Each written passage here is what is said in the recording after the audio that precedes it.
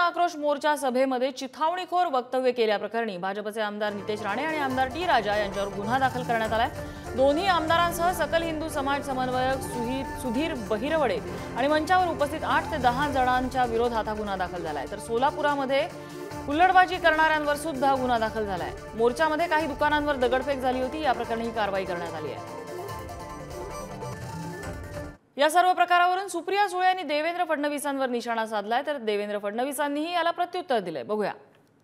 सत्तेमध्ये असलेले अनेक लोक त्या व्यासपीठावर होते असं तुमचं चॅनल आहे की माझ्या मी तिथे तर नव्हते की तुमच्या चॅनलवर जे व्हिज्युअल्स पाहिले त्याच्यामध्ये एका सत्तेत असलेली व्यक्ती एका पोलिसावर आणि त्यांच्याच एका सहकार्याच्या मित्र पक्षाच्या कार्यकर्त्याला ज्या पद्धतीने वागवली हे सुसंस्कृत महाराष्ट्र नाही।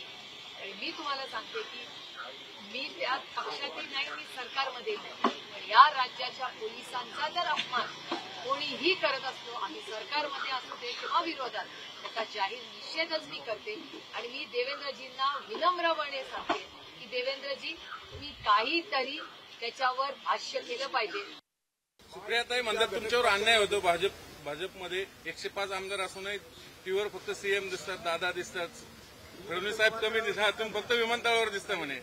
असं आहे की माझी जेवढी काळजी सुप्रियाताई करतात त्याच्या 10% जरी योग्य वेळी पवार साहेबांनी केली असती तरी देखील चित्र वेगळं राहिलं असतं। मराठा आरक्षणाच्या संदर्भाने